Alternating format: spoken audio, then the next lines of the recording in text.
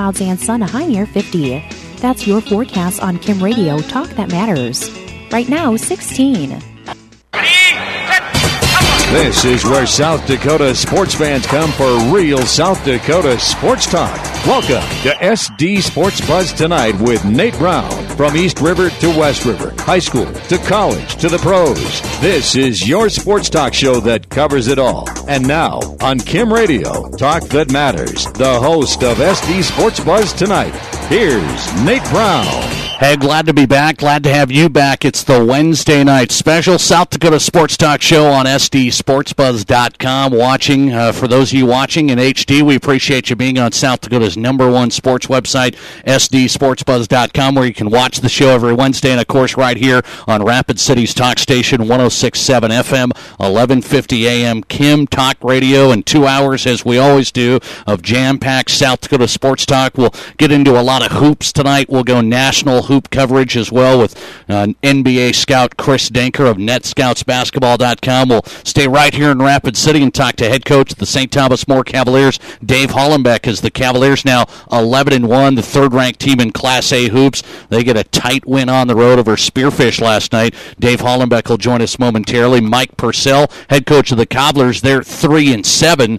Now they've got Pierre coming in on Friday, a tough test right away after a disappointing loss on the road to Brandon Valley this past weekend. Mike Purcell, head coach of the Cobblers, will join us. And the big news on the Rapid City sports team when it comes to high school sports on this sports scene is Paul Ferdinand, head coach of the Rapid City Stevens Raiders, resigning his post as the head coach of the Raider football team. So Paul Ferdinand will join us in his first interview on SD Sports Buzz tonight here with Nate Brown. Again, South Dakota Sports Talk Show featuring a Rapid City Hall of Fame spotlight tonight. And tonight we feature Scott Benson, the great track athlete. I mean, you want to talk about one of the best track athletes ever, not only to come out of Rapid City, but to come out of South Dakota. Scott Benson has to be up there in the ranking when you're looking at great track and field athletes. Scott Benson will join us tonight in our Rapid City Hall of Fame spotlight. And going out east, we're going to talk to Stu Whitney of the Argus Leader, the sports editor for the Argus Leader. Stu Whitney will join us. And that's where I start with the opening buzz tonight as we welcome you in on SD Sports Buzz tonight here with Nate Brown. And, I'm looking at this bill that just got killed today in the South Dakota legislature, House Bill 1088. I don't know if you're familiar with it or if you've even heard about it, so I'll let you in on it. For those that haven't followed this, House Bill 1088 was brought forth by numerous representatives, some from Rapid City, some from different parts of the state. It had 7 sponsors. This bill had 7 sponsors, and it solely had to do with high school athletics, basically the tournaments that rotate around the state. They've always rotated around the state to different venues. Obviously, Rapid City has been a part of that. Even Spearfish up the road has been a part of that. They've hosted some Class A girls basketball tournaments, and they're looking at volleyball, basketball, and wrestling. Those are the tournaments we're talking about when it comes to House Bill 1088, and I already spoiled the outcome for you. Today in the legislature, it was killed. The bill was simply killed. What was the bill? Well, it was brought forth, as I said, by 7 sponsors, and it was really a simple bill. They were just trying to move the process along that would basically have told the South Dakota High School Activities Association that they could not set a state tournament in one certain venue every year from here on out. That was what the bill said. Obviously, you know why that got numerous sponsors. You understand why that got numerous sponsors because these communities, whether it's Rapid City here in Rapid City, or whether it's Spearfish, whether it's Huron, Brookings, Watertown, these places that have hosted state tournaments, they want those state tournaments to continue to be on the rotation table. They want their cities to continue to benefit from, obviously it's a great economic benefit. It's a great thing for those businesses and, all the way down the line when big-time crowds come to every corner of the state. So House Bill 1088 was brought forth because there has been talk, as you probably have known, and you've probably followed it if you've listened to the show at all, is they're going to combine the state tournaments when it comes to basketball now They're going to start this experiment, if you want to call that. They're going to do a combined state tournament when it comes to girls and boys basketball, having the same tournament at the same time, which I like that idea. I love that idea. If we can see the AA girls tournament and the AA boys tournament at the same time in the same venue, I think that's a great thing. And I've said it before, I think that's a great thing for fans. Fans of the sport that want to go watch some good basketball. You can turn right around, you can watch a boys matchup, you can turn right around and watch a great girls matchup. It's great for the fans, and it's also great for the schools. Great for the schools. They can go and follow each team. If Sioux Falls O'Gorman, let's say, or Rapid City Central, as it may be, having both teams make the state tournament, as that has happened, you wouldn't have to go one weekend, spend money on the hotel if it is out in Sioux Falls, wherever it may be. Then you have to go the next weekend and spend more money. Same story is if they're combined, you get to go. You get to watch great basketball in one location at the same time. That's a great thing for the fans, great thing for the schools as far as saving money for the most part as well, and great school support. If sometimes people have said, oh, there are bigger crowds at the boys' tournaments. Yes, for the most part there is, and I think this would solve that scenario. The girls would get much more support at their state tournaments as well. So good thing for the school programs, and it's really a good thing when it comes to that venue and that city that's able to host these combined state tournaments. So I like the idea that they're going to be doing in 2016 and 2017. The ruling has been made by the Activities Association. They're going to have a combined state tournament in 2016 out in Sioux Falls. Then the next year in 2017, they're going to bring that combined state tournament out to Rapid City.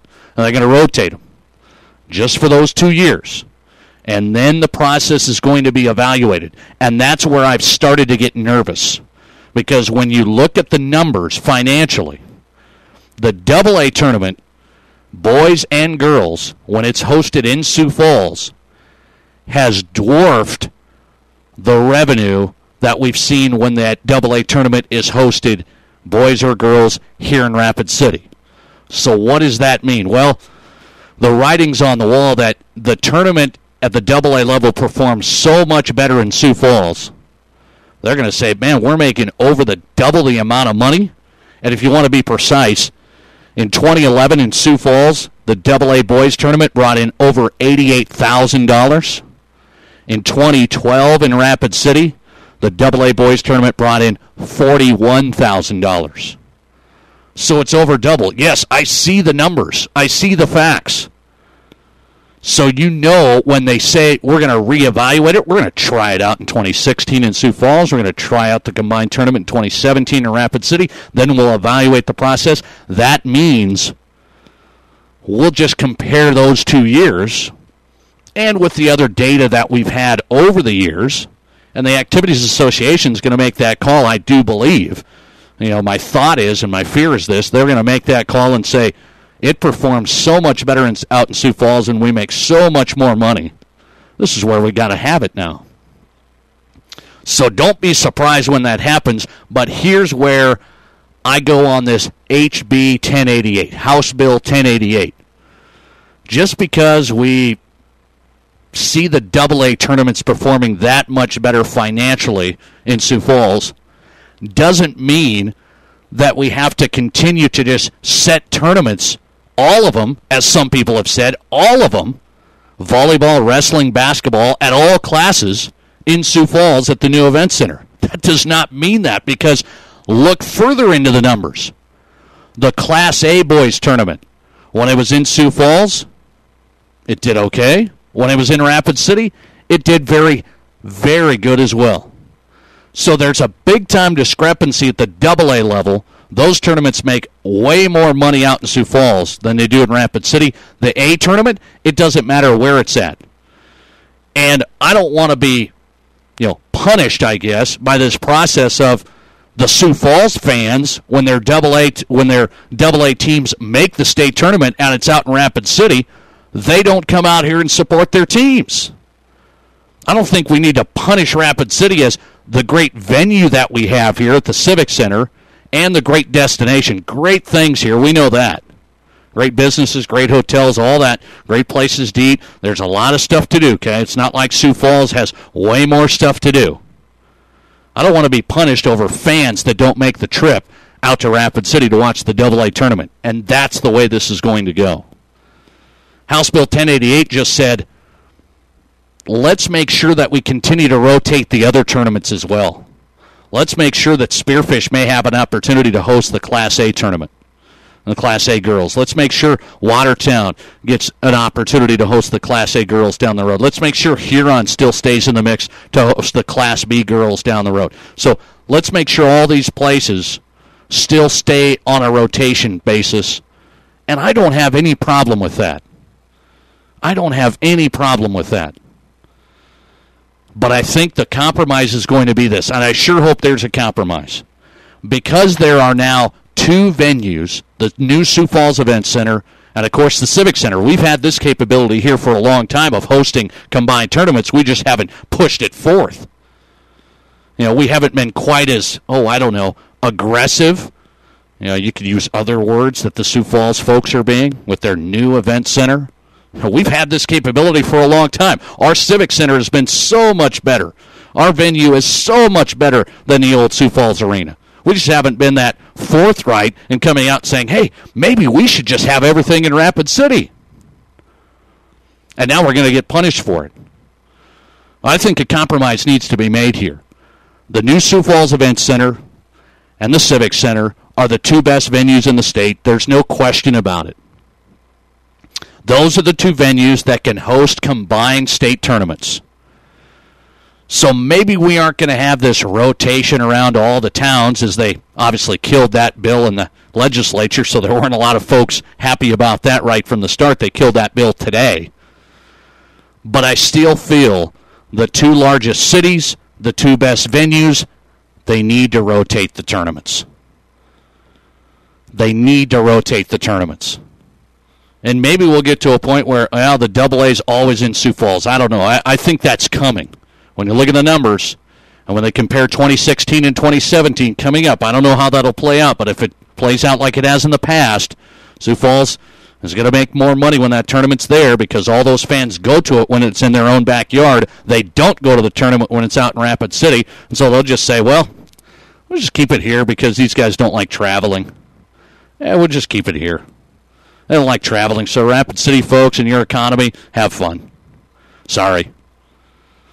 I'm just telling you, I think it should be a continuous rotation, and if it's not going to go throughout the other cities and other towns here in South Dakota, it has to be rotated back and forth between Sioux Falls and Rapid City. There's no reason why it shouldn't be. Don't punish an entire community and economy and venue. It's not like it's not up to par here. Everything is ready. Everything has been very good in Rapid City. Don't punish that venue and community for some fans that are selfish that don't want to travel out here. Stu Whitney and I, we'll talk about this. Stu Whitney's a big proponent of everything in Sioux Falls. He wants everything in Sioux Falls. Now, I guess I won't put words in his mouth. I've just seen his tweets over the last couple of days at Stu Whitney. And, he basically sounds like he wants everything in Sioux Falls. So I thought, well, we'll get him on the show tonight. We'll see what his thoughts are. Stu Whitney's coming up, sports editor at the Argus Leader. Scott Benson tonight, the great Rapid City athlete in the Rapid City Hall of Fame, one of the best track and field athletes of all time. He'll join us in the Hall of Fame spotlight. Dave Hollenbeck moments away, St. Thomas More head coach of the two-time defending state champion Cavaliers. But up next, Paul Ferdinand on SD Sports Buzz tonight. Paul Ferdinand resigning as the head coach of the Rapid City Stevens football team. We'll get his thoughts next. When your machine work project demands the very best in professionalism, your best choice? Pro Machine, specializing in automotive, industrial, agricultural, and all other types of machine work. Everything from the smallest projects right on up to those major rebuilds, done in a timely manner and finished to your expectations, too. At Pro Machine, Larry and Bob will also help and advise you with their expertise and free consultation. For quality machine service by quality technicians, you can count on Pro Machine, 1305 East Fairmont, Rapid City, 348-4819. With winter finally here, wouldn't it be nice to have the assurance of an all-wheel drive car? But what about gas prices? Subaru has you covered. Get the road-gripping traction of symmetrical all-wheel drive with up to 36 miles per gallon in the Impreza. If you need more room and more ground clearance, check out the Outback with 8.7 inches of clearance, cargo capacity to rival many SUVs, and 30 miles per gallon highway. Why compromise? See the most fuel-efficient lineup of cars in America at Courtesy Subaru at the corner of Omaha and La Crosse Streets or at courtesysubaru.com. 10 a.m. this Saturday, January 26th, and next Saturday, February 2nd, it's the 4th annual stock show auction conducted by McPherson Auction Company. This Saturday sale held at the Rushmore Plaza Holiday Inn Grand Ballroom, featuring a lifetime gun collection of nearly 140 guns, a mix of rifles, handguns, and shotguns, ammunition of all types, gun repairs, accessories, and supplies, hunting gear, gun cases and cabinets, and much more. Next Saturday sale, February 2nd, will be held at the Creative Arts Building on the Central States Fairgrounds. Remember, this Saturday sale held at the Rushmore Plaza Holiday Inn Grand Ballroom, the 4th annual stock show auctions conducted by McPherson Auction Company. At Mel's Auto Body, we are committed to providing complete customer satisfaction through our repairs, competitive prices, and old-fashioned personalized service. This is Kevin Rohrbach. For 25 years, our family has been dedicated to returning your vehicle to its like-new condition. We use state-of-the-art equipment, highly trained techs, and work with all insurance companies to get the job done right, 100% guaranteed. Remember, you have the right to choose your body shop. We hope you choose Mel's Auto Body, located under the Big Red M on South Valley Drive in Rapid City. Check us out online at melsautobody.com. You've got it locked on South Dakota's sports talk show, SD Sports Buzz Tonight with Nate Brown on Kim Radio. Talk that matters. Listen to what Pro Auto Care customers have to say. You definitely can trust Tom and Carl and Chris. They are very good mechanics. They always do what's best for their customers and their customers' vehicles. They will always let you know the problems completely before they do any work on your vehicle. And since I've met Tom, I won't take my car anyplace but Pro Auto Care. Pro Auto Care. Phone 342-0857, 1891 Rand Road, Rapid City. For delicious food and lots of fun, quench more than your thirst at Thirsties. Anytime's a good time for a great time at Thirsties. Come on down to Thirsties on Wednesday night and test your knowledge with Battle of the Brains trivia and enjoy a delicious meal off that world-famous Thirsties menu. Thirsties, 819 Main, downtown. Come on in and quench more than your thirst at Thirsties. Sure tastes good. It's always something. Running a company, it's always something, especially insuring company cars and trucks. Boss, the truck broke down. Well, then use the other truck. You're driving the other truck. Oh. We can find you ways to save on older company vehicles. Come talk to us. Fisher Rounds & Associates Insurance. It's always something. It's always something. Fisher Rounds & Associates, Rapid City. Phone 737-7865. Every week, you hear something in the news about low interest rates. And some of the talk can be downright confusing or even misleading. How do you separate the hype from the truth? Call Premier Home Mortgage. They can help you refinance your home or help you with that credit card debt. And they'll break it down for you in terms we can all understand and not mumbo jumbo. Give Premier Home Mortgage a call right now at 716-7373 or go online to premierhomemortgage.com. Premier Home Mortgage. Fast, simple, and smart. When your machine work project demands the very best in professionalism, your best choice? Pro Machine, specializing in automotive, industrial, agricultural, and all other types of machine work. Everything from the smallest projects right on up to those major rebuilds, done in a timely manner and finished to your expectations, too. At Pro Machine, Larry and Bob will also help and advise you with their expertise and free consultation. For quality machine service by quality technicians, you can count on Pro Machine, 1305 East Fairmont, Rapid City, 348-4819.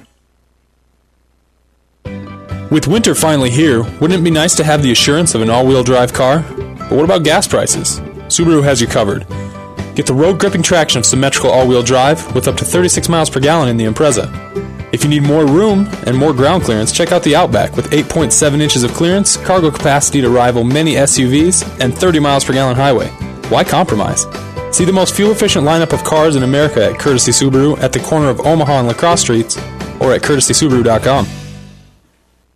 At Mel's Auto Body, we are committed to providing complete customer satisfaction through our repairs, competitive prices, and old-fashioned personalized service. This is Kevin Rohrbach. For 25 years, our family has been dedicated to returning your vehicle to its like-new condition. We use state-of-the-art equipment, highly trained techs, and work with all insurance companies to get the job done right, 100% guaranteed. Remember, you have the right to choose your body shop. We hope you choose Mel's Auto Body, located under the Big Red M on South Valley Drive in Rapid City. Check us out online at melsautobody.com. 10 a.m. this Saturday, January 26th, and next Saturday, February 2nd, it's the 4th Annual Stock Show Auction conducted by McPherson Auction Company. This Saturday sale held at the Rushmore Plaza Holiday Inn Grand Ballroom, featuring a lifetime gun collection of nearly 140 guns, a mix of rifles, handguns, and shotguns, ammunition of all types, gun repairs, accessories, and supplies, hunting gear, gun cases and cabinets, and much more. Next Saturday sale, February 2nd, will be held at the Creative Arts Building on the Central States Fairgrounds. Remember, this Saturday sale held at the Rushmore Plaza Holiday Inn Grand Ballroom, the 4th Annual Stock Show Auctions conducted by McPherson Auction Company.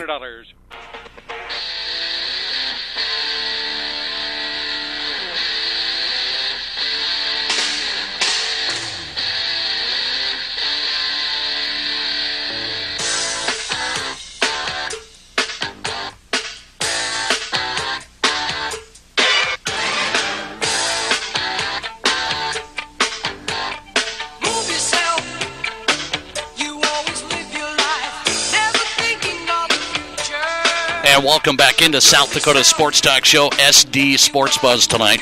Your Wednesday night special, 2 hours of the biggest South Dakota sports newsmakers and South Dakota Sports Talk live on SDSportsBuzz.com, where you can watch us in HD video. Had to switch around the phone lines, had to do a little engineering work tonight. I didn't expect that coming into the studio. Had to do a little engineering work, and I do not have an engineering degree, believe me. But it worked out. We've got everything ready to roll. Busy show tonight on 106.7 FM, 1150 AM. It's Kim Talk Radio, Rapid City's talk station. Stu Whitney joins us tonight, sports editor of the Sioux Falls Argus Leader. Chris Denker, NBA scout for NetScoutsBasketball.com. We'll break down a little hoops at the college level, get his top 25 best teams, and talk a little Lakers with the guy who's out there in California in the middle of it all. Chris Denker has a big-time history with Steve Nash. Of course, Nash now a member of the Lakers, and Denker was a coach. A college coach of Steve Nash. Chris Denker will join us tonight. Scott Benson, one of the best Rapid City athletes when it comes to track and field. I don't know if there's anybody better. Scott Benson in the Rapid City Hall of Fame. He'll be our Hall of Fame Spotlight interview tonight. And Dave Hollenbeck, straight ahead, head coach of the St. Thomas More Cavaliers, ranked number 3 in the state, got a 2-point win over Spearfish last night. Cavaliers now 11-1. First things first, the biggest news, I think, in Rapid City sports this week is the resignation of Paul Ferdinand, Stevens Raider head football coach, and he joins us live on the Mel's Auto Body Sports Line. Coach, it's good to talk to you. How are you? Good. Thanks. I guess I can't call you coach anymore. That's weird. I was gonna call you coach. I was gonna send you a text and say, "Hey, coach," but is that gonna be weird for you that now you're not gonna be a coach? I guess. What's the feeling like? Obviously, you put some thought into this, but what's the first feeling like now, realizing you're not going to be the head coach anymore at Stevens? Well, the one thing about it is it's been a process. Thinking about it's not something I just I decided to do at the end of the season. Actually, the weird thing came about last summer. I was actually driving home from a state baseball tournament with my youngest son was sleeping in the back of the car, and my wife was in another vehicle, and my one son was heading back to college football. My other son was on a bus going back from the State Legion tournament. It's like, hey, my kids, they're about gone. And, that's kind of where I first started thinking about it. And, as the season progressed, and I, kept thinking about, hey, they're my 2 older kids. There isn't much time with them left. And, you're a parent for a reason. And so that's why I chose to do it at this time. I mean, I love coaching and I love teaching. And to me, coaching and teaching, they're the same thing. You're just changing your venue. You're in the classroom.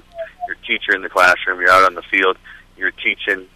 When you're a coach, you're teaching the whole time. You're not just teaching about football. You're teaching life lessons and things like that. So, it's gonna be hard. And I'm not gonna say I know right now that I'm gonna miss it. And if there's an opportunity and it works out, maybe I come back to coaching again someday. I don't know. I do know that I do want to get around, and like last year, because of camp and things like that, I missed, like my middle son plays Legion baseball. I missed them quite a few of his games because I had baseball stuff, or I had football stuff I had to go to. And the same thing even with my youngest one, and then like my oldest one that plays at the college level. There's an opportunity where, like last year, I went to one of his road games. We left at 4 o'clock in the morning on Saturday morning to get to his road game, and that was after a long night. And so I just figured he's only got a couple years left, so I want to take advantage and be a parent and support my kids. Yeah, no question about it, and I think you made that evident in some of the statements you've already made. We're talking to Paul Ferdinand, former coach now, the Stevens boys football team there, the Raider head football coach, and just resigned effective this past earlier this month. So that was accepted by the Board of Education, and now you move forward. But want to talk about your time at Stevens, Coach. You were there, whether you were an assistant or a head coach, more than 20 years. I mean, that's a long stretch there. Obviously, you have a heart for it. Obviously, that's something you didn't take lightly. When you think about your past 20 years at Stevens, whether as an assistant or a head football coach, what was one of the best things about being a coach there at Stevens? Well, just the best thing about being a coach is the kids. The kids, and working with the kids. Every single season, and I at one point in time, and I must be getting older because I'm forgetting some of the stories. Because I can go back and tell you stories from almost every single season of something that happened. I mean, I know the very first year, I can tell you, the very first year there was a paid assistant on staff. I mean, we lost our last game on a missed field goal. And there's other things. We had kids. I remember one year, one of our better years, we had a kid that I had taught because I taught at a different middle school. I taught at Dakota Middle School for 17 years before I went over to Stevens, or 15 years before I went over to Stevens. And kids I had in middle school that came up and played for us that lived in different parts of the town. And we had a kid that never played. He hardly ever got on the field till he was a senior year. And his senior year, he started on offense and helped out on defense. And the stories like that, meeting the players and seeing the players come back and how they're, like for example, I got players now that their kids are playing other sports, and I see them, with their kids at events, and we talk stories, and hey, remember whatever, and you see how they've grown and turned into fine young men. I mean, football is important, but there's only like what they say, like 1% of every 100,000 kids that makes it to the NFL, and so our goal as a coach, hopefully, is to turn out quality young men, and I think that's what we did through the years. I think winning, everybody likes to win a state title. I got a chance to be an assistant in the Dome, and that was my goal as a head coach, and I'm not leaving because I didn't meet that goal. I'm leaving because I felt that at this point in time, as responsibilities that I want to do as a parent, and I want to do those. It's not someone saying, well, you need to do those. I chose to make that decision. Coach, give us a sense. Some people realize it, but I don't think some people do. We're talking to Paul Ferdinand, just resigned as the Rapid City Stevens head football coach.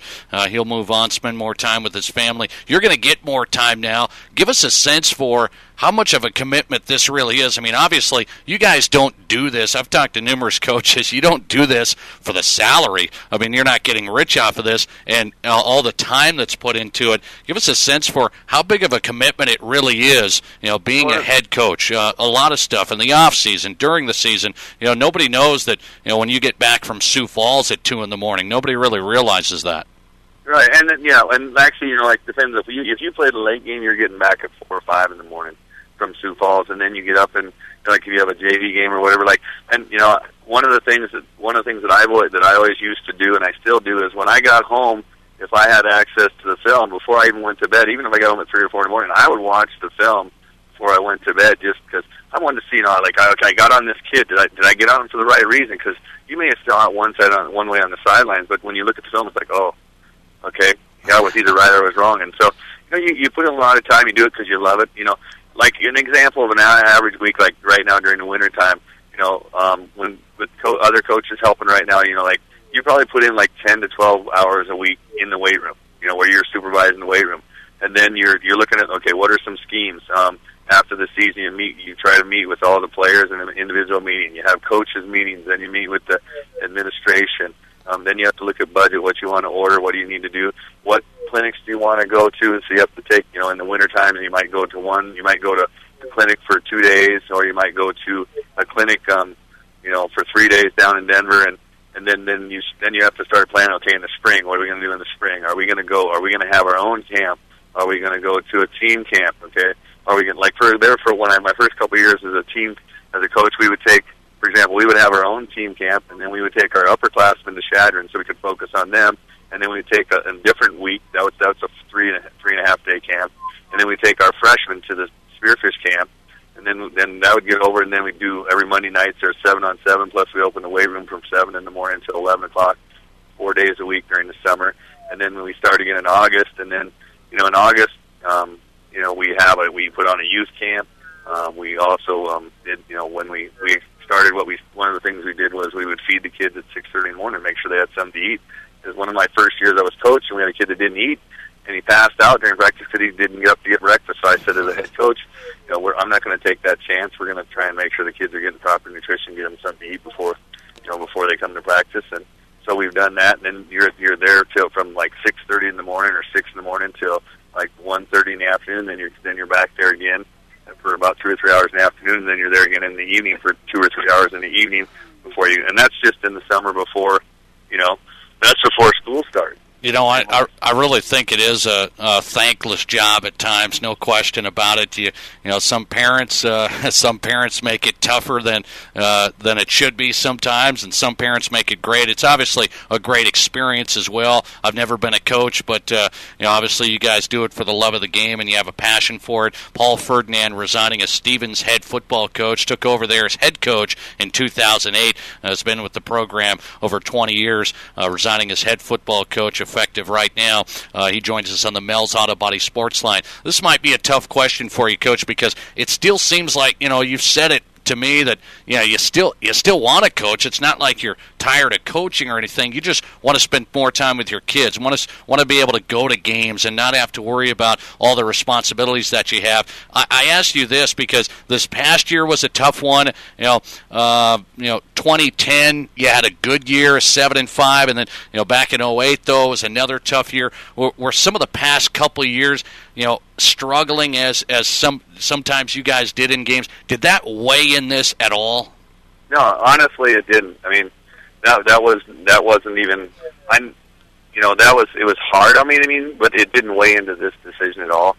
Truly, I went into this looking at like, okay, and because I told my wife this last summer, I said, I don't know if I can, because I'm feeling like I need to be spending more time here, that was the whole thing. And then as the season progressed, I'd wake up sometimes and like, hey, is that? And like I said, I still love coaching, but I just felt that at this time in my life, I need to try and see if I can make it to some of my kids' events. Like even in the wintertime, if you're opening the weight room and your kid's got a middle school basketball game, you can't go because you got to open the weight room.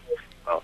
Yeah, no question about it. I will ask you two more, and then I'll let you run. Paul Ferdinand on the Mel's Auto Body Sports Line, just resigned as Stevens Raider head football coach. Tell me this.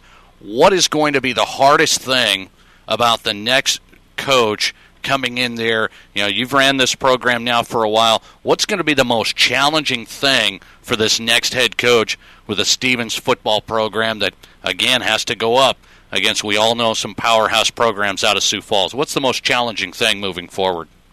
For the new head coach coming in? Yeah. I think that, probably the most challenging thing is every school has a little different, every school is a little bit different, and so and I say that because I have having taught in smaller schools and around the state, and so the first couple days or the first couple months, each kid is a little bit different, and so you're gonna, each number one is let's say he's a guy coming from a smaller school, a Class B school that, now in a Class B school you may have 3 or 4 assistants.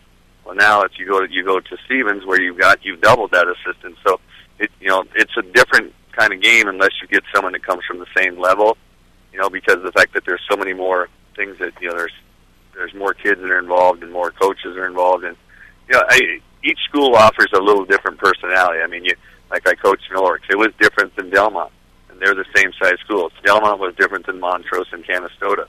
And I grew up in Montana, school, kind of a middle-sized school, not quite as big as Stevens, but not as small as other ones, about 750. There was a different climate there. So I think adjusting to the new climate and getting used to it, and then, putting their own little brand, their own little stamp on it, and then, the kids buying into it. Coach, I want to ask you about this. Do you think Stevens football or Central football, your counterparts across town, can we get back to consistent competitiveness against these Sioux Falls teams that have obviously not only dominated, I mean, they've just dominated the whole scene. Now we're going into this 11 AAA. It's not going to change anything really for Stevens or Central, but can these programs get back to making runs in the playoffs in your mind? Well, yeah. I mean, I think that they can, and that's going to, that's where the challenge lies.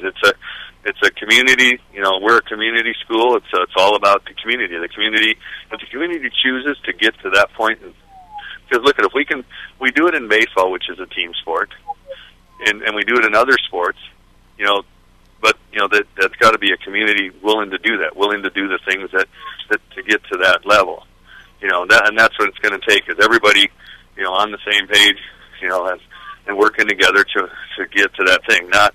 And not pointing fingers saying, hey, this person's not doing that or that person's not doing that, but everybody working together for that common goal. Coach, I know you're not involved in this, at least I don't think you are, but your activities director, Jared Vasquez, obviously going to be on a search now and looking for that new head coach. Do you know of anybody that might be interested? Do you have any idea who might be the next guy? Honestly, I don't. I mean, obviously, because I do have another son coming up through the program, so I'm hoping whoever we get is the most qualified and the best person that's going to help us. Because like I told the kids that I just got through coaching, I said, I'm not leaving you because I don't want you to do well. I'm leaving you for, to be doing things with my family. And I would like, for one of my kids, my older two are done with Stevens. I wanted my older two kids to have a chance to win a state title. And that's the same dream I want my youngest son to have too. Yeah, no question about it. Coach, I appreciate all the time you spent, all the effort you made. Appreciate you always coming on the show and giving us some interviews. I know we'll run into each other down the road. You're not going to escape the scene entirely, I know that. But wish you the best of luck. Hope you have some good time with the kids. Appreciate you coming on, and we'll talk to you down the road. All right. Thank you very much. You have a good night. All right. Paul Ferdinand just resigning as head coach of the Rapid City Stevens football team, effective here in January. Just going to spend more time with his kids, and that has to be a factor, because I will tell you this, I have a full-time job. I also cover play-by-play, during the basketball season, 2 to 3 games a week. I also host this show every Wednesday night. I'm not nearly as busy as coaches, okay? I don't have to spend nearly as much time in preparation, obviously, right? I mean, I try and show you that I prepare. It's not like I come in here blind, but I don't have to go to practice and go to camps and do this and do that. I mean, coaches spend so much time, and again, I still think it has to be one of the most thankless jobs. And some people say, well, it's kind of a glory job, a glory hound of a coach that has success. And I will say, all the time that's spent, nobody's remembering.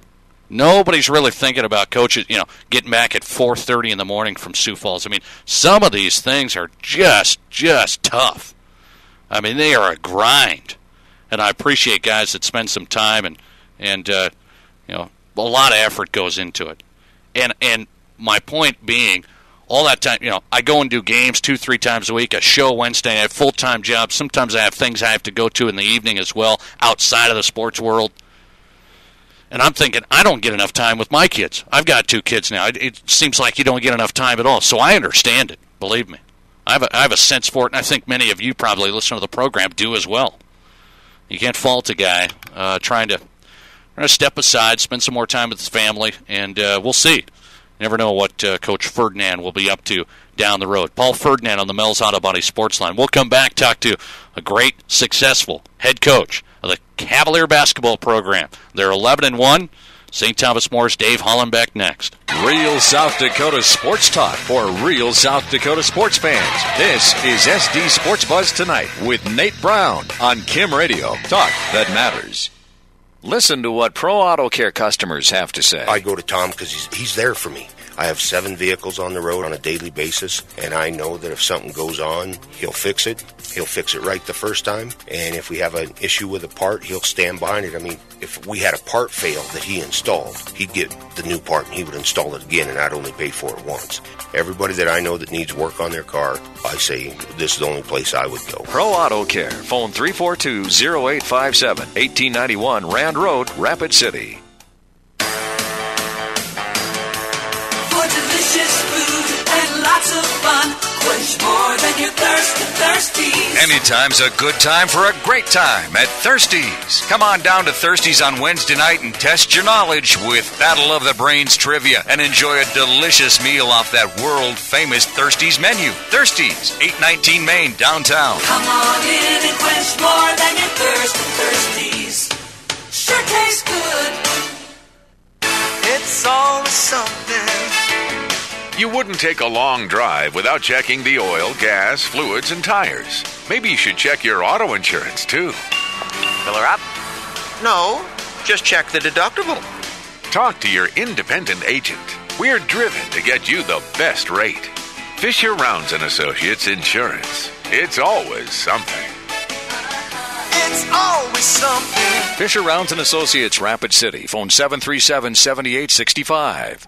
Every week, you hear something in the news about low interest rates, and some of the talk can be downright confusing or even misleading. How do you separate the hype from the truth? Call Premier Home Mortgage. They can help you refinance your home or help you with that credit card debt. And they'll break it down for you in terms we can all understand and not mumbo jumbo. Give Premier Home Mortgage a call right now at 716-7373 or go online to premierhomemortgage.com. Premier Home Mortgage. Fast, simple, and smart. At Mel's Auto Body, we are committed to providing complete customer satisfaction through our repairs, competitive prices, and old-fashioned personalized service. This is Kevin Rohrbach. For 25 years, our family has been dedicated to returning your vehicle to its like-new condition. We use state-of-the-art equipment, highly trained techs, and work with all insurance companies to get the job done right, 100% guaranteed. Remember, you have the right to choose your body shop. We hope you choose Mel's Auto Body, located under the Big Red M on South Valley Drive in Rapid City. Check us out online at melsautobody.com.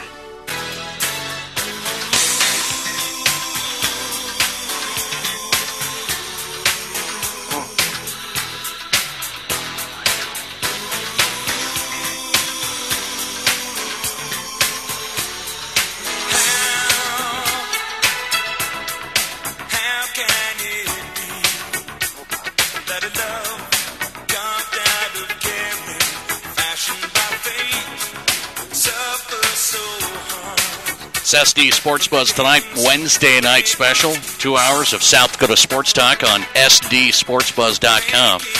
Live in HD, you can watch the show there. Also right here on 106.7 FM, 1150 AM, Kim Talk Radio, Rapid City Stock Station. Tonight, looking forward to the conversation with sports editor of the Argus Leader, Stu Whitney. Man, he's just been going off on Twitter. Stu Whitney just going off on Twitter.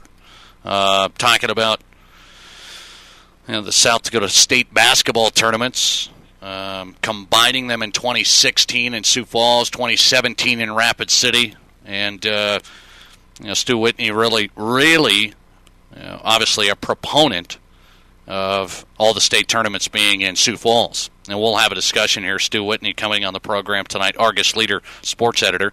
Chris Denker, NBA scout, NetScoutsBasketball.com, giving us his top 25 college teams, giving us his best teams in the top 25 right now. Get his thoughts on Coach Haith, Missouri head coach, getting investigated a little bit from his time in Miami. And Chris Denker, a former coach of Steve Nash in college. Steve Nash, obviously, with the Lakers, and they're having all sorts of issues. Chris Denker on the program live from California. Our Hall of Fame Spotlight tonight features one of the best track and field athletes in South Dakota history. I think, arguably one of the best there, and maybe the best out of Rapid City ever. Scott Benson tonight in the Hall of Fame Spotlight. Straight ahead, Mike Purcell, Cobbler head boys coach. Cobblers have Pierre coming up on Friday. A tough test.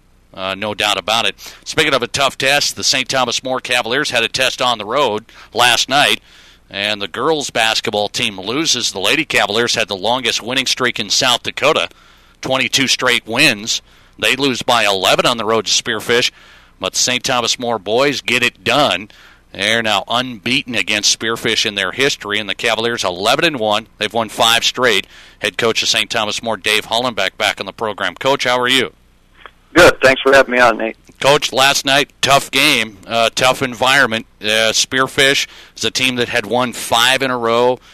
I've said this. People around the state, I think, kind of, forgetting that Spearfish is as good as they are. They have the capability to be very good. Obviously, you guys knew that was going to be tough going in. You obviously win it by 2. It got tight towards the end, but when you look at last night, when you look at the film, what are you most happy about? Obviously, you get the win, but some things you thought you did well enough. Well, I thought we played pretty solid defensively. I think they ended up shooting high 30s percentage-wise, so I thought we defended okay. I know they got off some three-point looks that I was a little disappointed with, that we were fortunate enough it didn't go in for them. But I thought overall defensively we played pretty solid, and I thought our kids kept their composure. It was a highly emotional game, and I thought our kids kept themselves in check pretty good. Coach, I've seen a lot of teams this year, but you've seen a lot of teams around the state, and you guys have had success going on the road. Some tough wins. The Hanson Classic, you beat a dual team that's very good, that's sitting 9-2. You beat Sioux Valley. They only had a few losses going into that matchup against you. You won on the road against Ron Colley and Millbank and just got nipped by Clark Willow Lake, your only loss of the year. So you've seen a lot of teams, but I want to get your perspective when you see Spearfish in your same district. How good Spearfish compared to those guys you've played in your mind?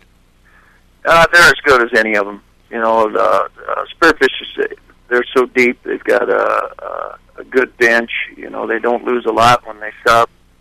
And they're very athletic. They up and down their roster, they've got athletes, and of course they've got those guards that can handle the basketball real well and shoot it. But one thing that they've given us problem with is their pressure, and more so than probably any team we've played. They really get after you, and Coach Goldman does a great job up there of getting those kids to play hard.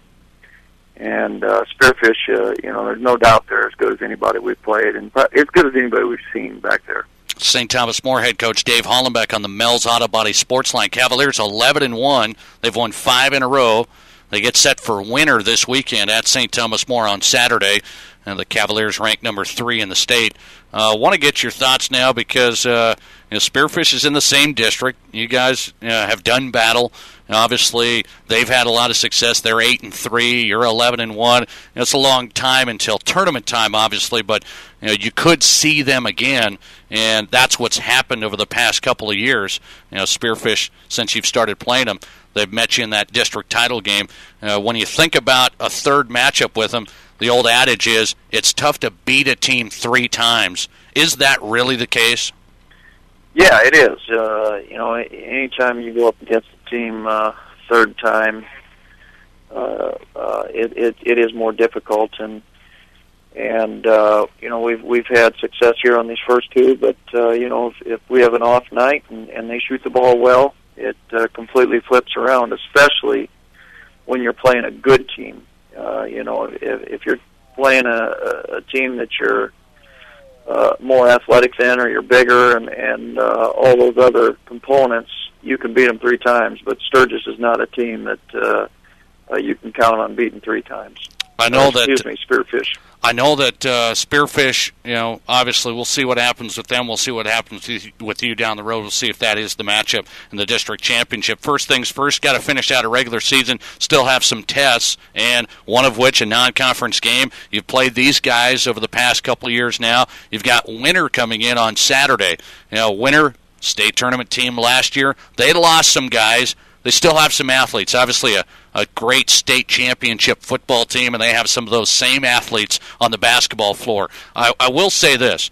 There's a difference between football players and basketball players, but when you have a football player that has won a state title, they have the discipline, they have the work ethic, they know about winning. What do you think that brings when you see some of those football players when they're athletes on the basketball court Saturday?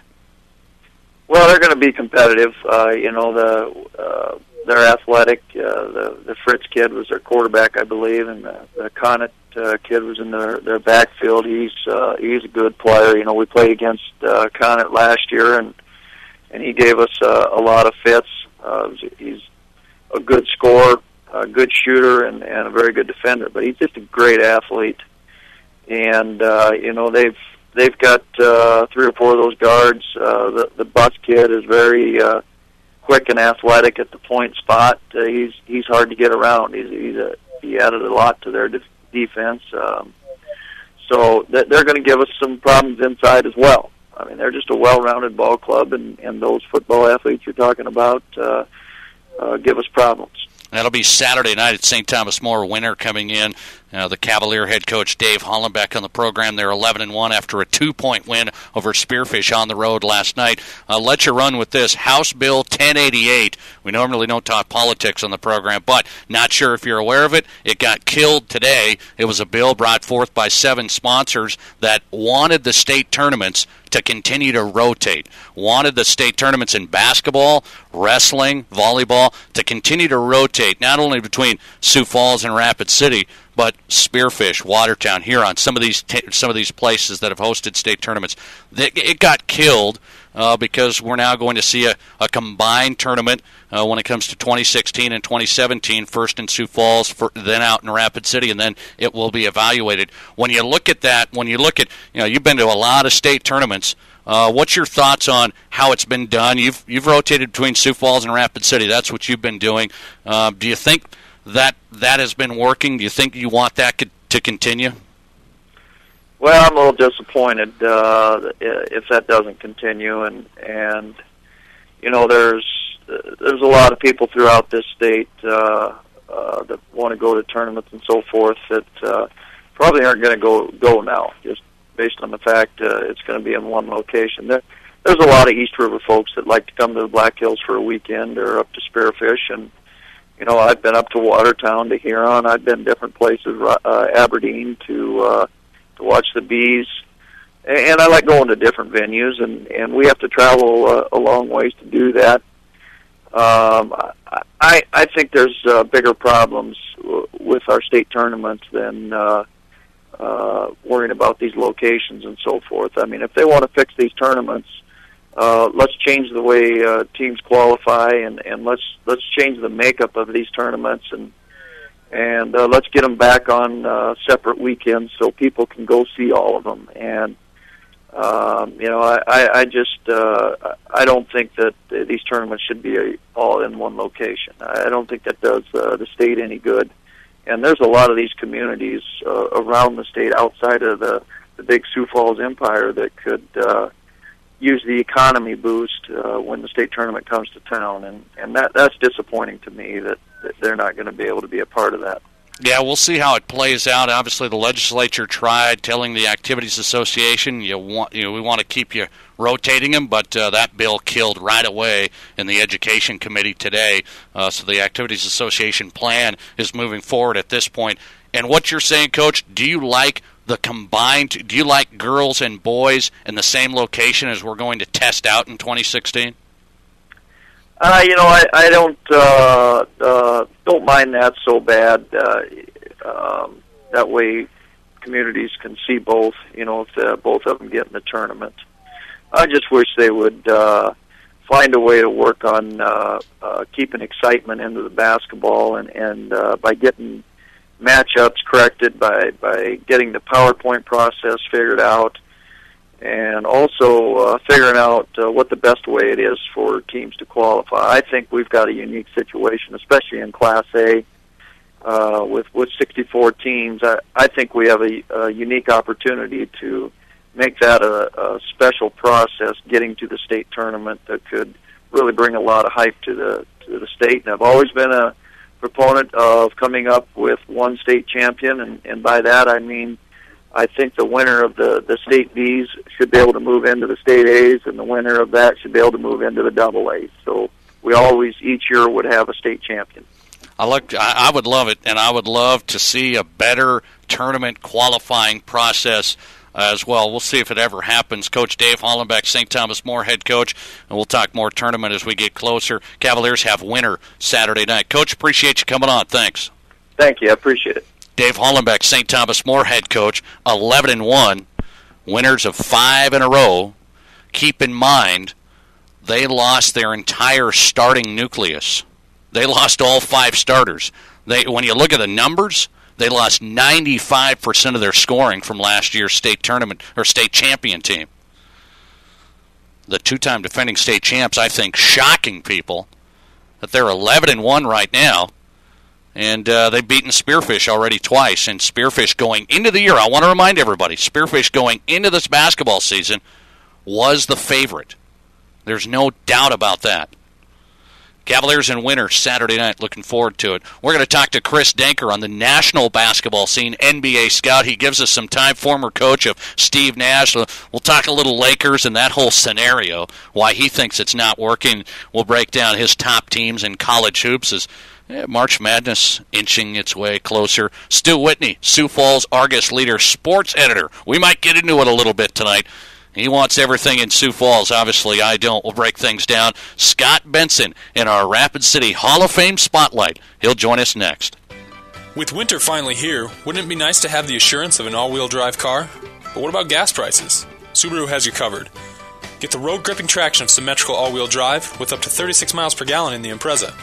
If you need more room and more ground clearance, check out the Outback with 8.7 inches of clearance, cargo capacity to rival many SUVs, and 30 miles per gallon highway. Why compromise? See the most fuel-efficient lineup of cars in America at Courtesy Subaru at the corner of Omaha and Lacrosse Streets or at courtesysubaru.com. When your machine work project demands the very best in professionalism, your best choice? Pro Machine, specializing in automotive, industrial, agricultural, and all other types of machine work. Everything from the smallest projects right on up to those major rebuilds, done in a timely manner and finished to your expectations, too. At Pro Machine, Larry and Bob will also help and advise you with their expertise and free consultation. For quality machine service by quality technicians, you can count on Pro Machine, 1305 East Fairmont, Rapid City, 348-4819. 10 a.m. this Saturday, January 26th, and next Saturday, February 2nd, it's the 4th annual stock show auction conducted by McPherson Auction Company. This Saturday sale held at the Rushmore Plaza Holiday Inn Grand Ballroom, featuring a lifetime gun collection of nearly 140 guns, a mix of rifles, handguns, and shotguns, ammunition of all types, gun repairs, accessories, and supplies, hunting gear, gun cases and cabinets, and much more. Next Saturday sale, February 2nd, will be held at the Creative Arts Building on the Central States Fairgrounds. Remember, this Saturday sale held at the Rushmore Plaza Holiday Inn Grand Ballroom, the 4th annual stock show auctions conducted by McPherson Auction Company. You're listening to SD Sports Buzz Tonight with Nate Brown on Kim Radio. Talk that matters. At Mel's Auto Body, we are committed to providing complete customer satisfaction through our repairs, competitive prices, and old-fashioned personalized service. This is Kevin Rohrbach. For 25 years, our family has been dedicated to returning your vehicle to its like-new condition. We use state-of-the-art equipment, highly trained techs, and work with all insurance companies to get the job done right, 100% guaranteed. Remember, you have the right to choose your body shop. We hope you choose Mel's Auto Body, located under the Big Red M on South Valley Drive in Rapid City. Check us out online at melsautobody.com. Delicious food and lots of fun. Quench more than your thirst at Thirsties. Anytime's a good time for a great time at Thirsties. Come on down to Thirsties on Wednesday night and test your knowledge with Battle of the Brains trivia and enjoy a delicious meal off that world-famous Thirsties menu. Thirsties, 819 Main, downtown. Come on in and quench more than your thirst at Thirsties. Sure tastes good. With winter finally here, wouldn't it be nice to have the assurance of an all-wheel drive car? But what about gas prices? Subaru has you covered. Get the road-gripping traction of symmetrical all-wheel drive with up to 36 miles per gallon in the Impreza. If you need more room and more ground clearance, check out the Outback with 8.7 inches of clearance, cargo capacity to rival many SUVs, and 30 miles per gallon highway. Why compromise? See the most fuel-efficient lineup of cars in America at Courtesy Subaru at the corner of Omaha and Lacrosse Streets or at courtesysubaru.com. When your machine work project demands the very best in professionalism, your best choice? Pro Machine, specializing in automotive, industrial, agricultural, and all other types of machine work. Everything from the smallest projects right on up to those major rebuilds, done in a timely manner and finished to your expectations, too. At Pro Machine, Larry and Bob will also help and advise you with their expertise and free consultation. For quality machine service by quality technicians, you can count on Pro Machine, 1305 East Fairmont, Rapid City, 348-4819. When it comes to shopping for a used vehicle, you can find good, you can find reliable, and you can find affordable. But it isn't too often that you find all three in one vehicle, except when you shop at Pro Auto Care. At Pro Auto Care, all vehicles are inspected and serviced on-site by ASE certified auto technicians, so you know your vehicle will be reliable. And they're affordable too, many priced under $4,000. Check them out at Pro Auto Care, 1891 Rand Road, Rapid City, 342-0857. Every week, you hear something in the news about low interest rates, and some of the talk can be downright confusing or even misleading. How do you separate the hype from the truth? Call Premier Home Mortgage. They can help you refinance your home or help you with that credit card debt. And they'll break it down for you in terms we can all understand and not mumbo jumbo. Give Premier Home Mortgage a call right now at 716-7373 or go online to premierhomemortgage.com. Premier Home Mortgage. Fast, simple, and smart. It's always something. You wouldn't take a long drive without checking the oil, gas, fluids, and tires. Maybe you should check your auto insurance, too. Fill her up? No, just check the deductible. Talk to your independent agent. We're driven to get you the best rate. Fisher Rounds & Associates Insurance. It's always something. It's always something. Fisher Rounds & Associates, Rapid City. Phone 737-7865. At Dakota Battery and Electric, we don't care. We test. Are you looking for quality automotive batteries? Check out Deca, Exide, Trojan, and many more at Dakota Battery and Electric. I've found their helpful service exceptional and second to none. Yep, Dakota Battery and Electric. Quality batteries, exceptional service. Deadwood Avenue, Rapid City. Hang out with the guys, put electrical problems to rest. At Dakota Battery and Electric, we don't guess. We test. And welcome back into South Dakota Sports Talk Show, SD Sports Buzz tonight. Nate Brown with you, a jam-packed show coming up. Chris Danker, NBA scout, former coach of Steve Nash. He'll join us talking national basketball scene.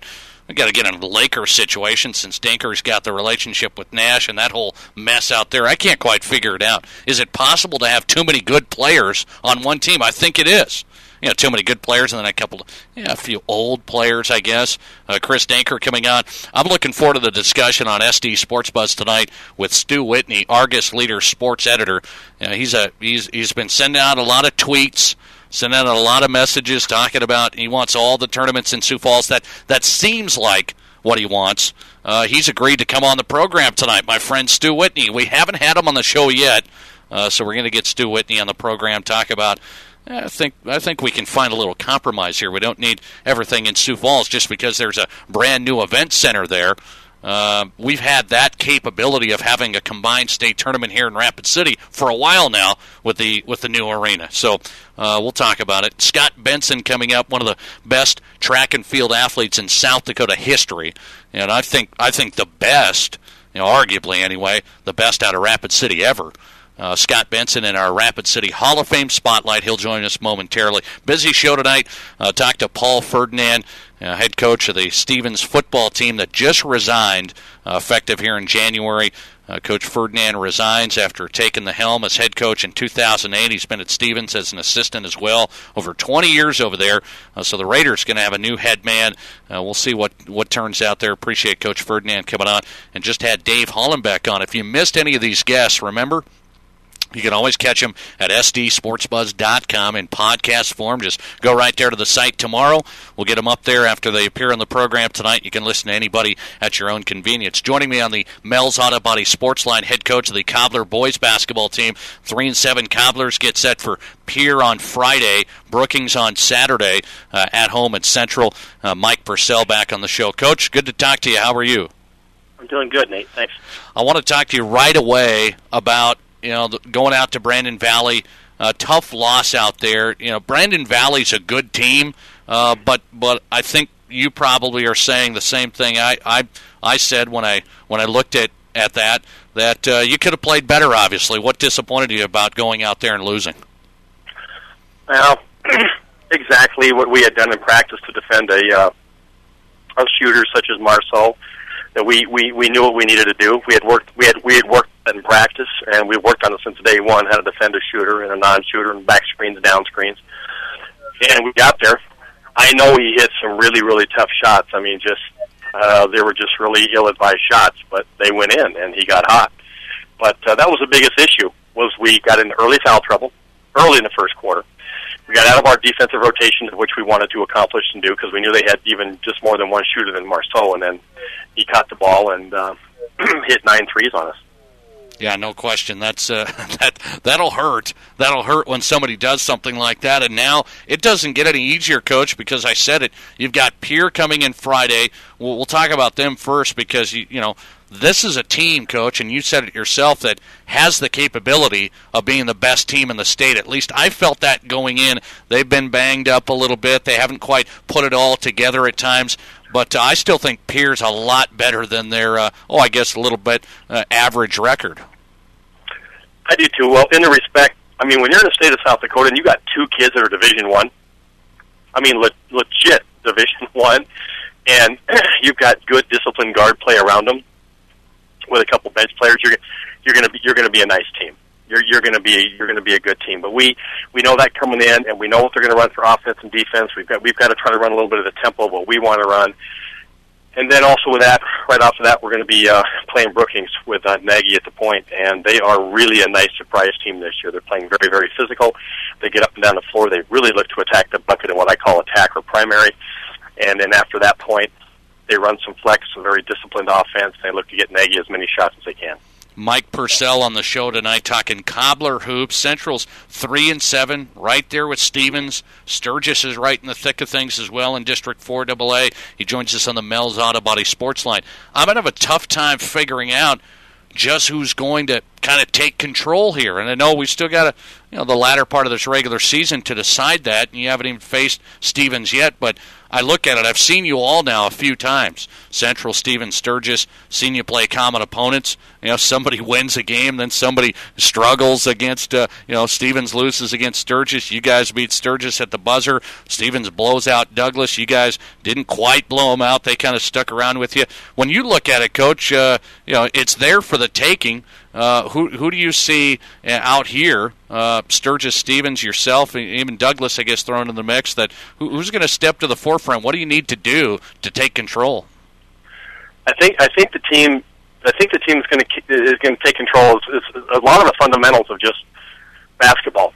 When we play, so when we get to the point we play in district, who has the least amount of turnovers? Who takes the best shots? Who rebounds the ball? And then what it really comes down to before all that is matchups.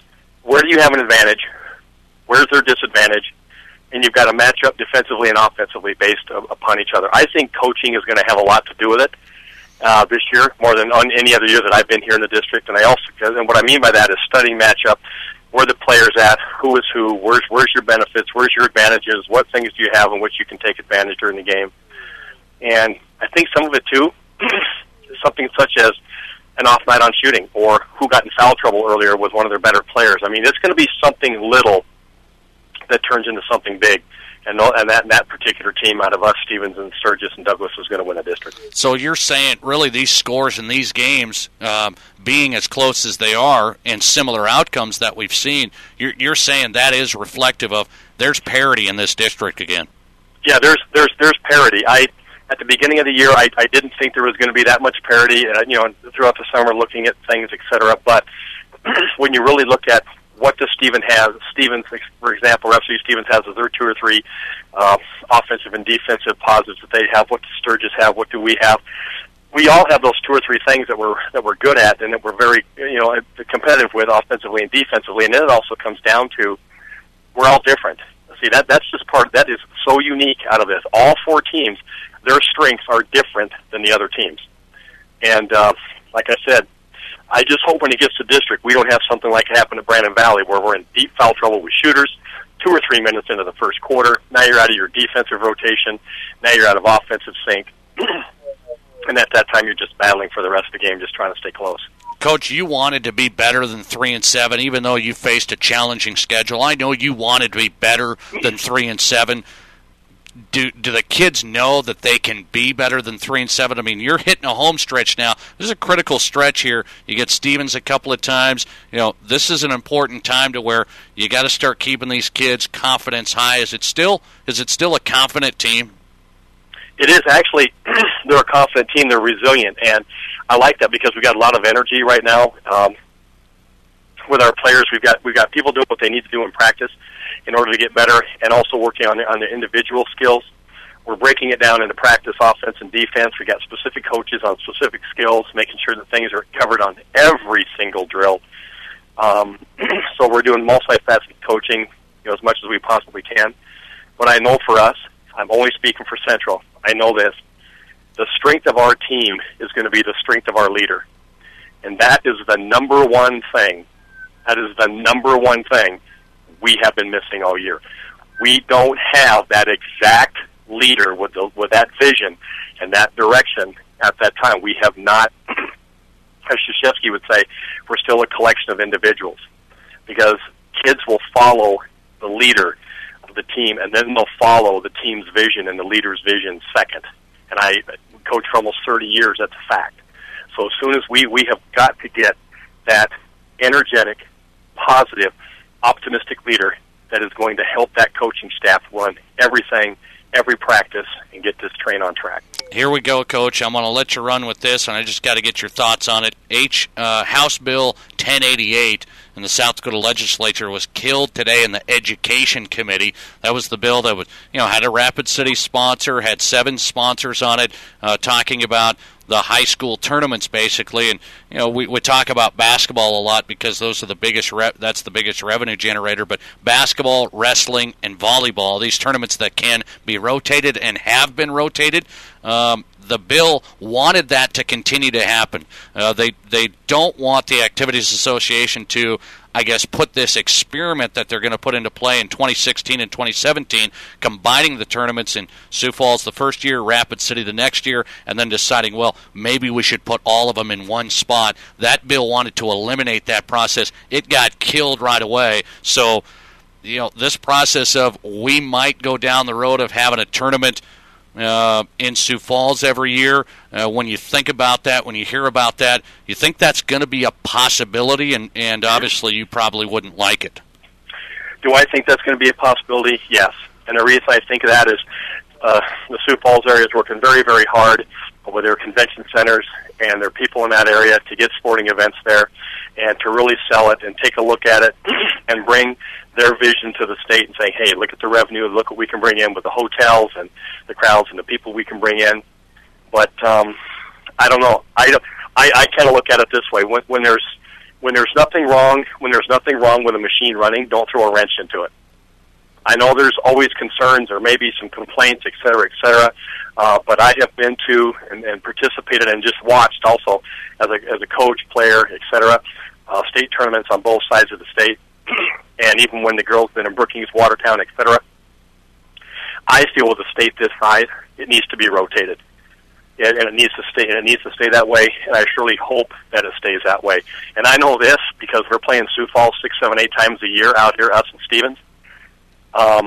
I think if other teams had that many games with Sioux Falls in their schedule, they would be absolutely on board with us. You do not want to play in Sioux Falls' backyard, especially for the state tournament if you're fortunate and skilled enough to make it. You don't want to have to play there because they're good enough as it is. Yeah, I believe it. I sure don't like the sound of it, when they talk about, well, we'll evaluate it to see how it does in Sioux Falls, see how it does in Rapid City. I say, that evaluation might turn into, let's see the financial breakdown, and obviously the tournament, the AA level, has been better in Sioux Falls when it comes to financial benefit for the Activities Association. But, it didn't start good at the legislature anyway. It got killed right away. I wanted to get your thoughts. We'll continue to discuss it. Coach, I wish you the best of luck against Pierre Friday, Brookings Saturday. The Cobblers hosting the Governors, and Brookings coming up Saturday. Thanks, Coach. Okay, thank you, Nathan. All right, Mike Purcell, head coach of Central on Mel's Auto Body Sports Line here on SD Sports Buzz tonight. Our Hall of Fame Spotlight features Scott Benson, one of the best all-time track and field athletes, not only in Rapid City, but in the state of South Dakota. He'll join us in the Hall of Fame Spotlight, brought to you by the Rapid City Sports Hall of Fame officials. But first, Chris Denker, NBA scout, NetScoutsBasketball.com, live next. Your sports, your show.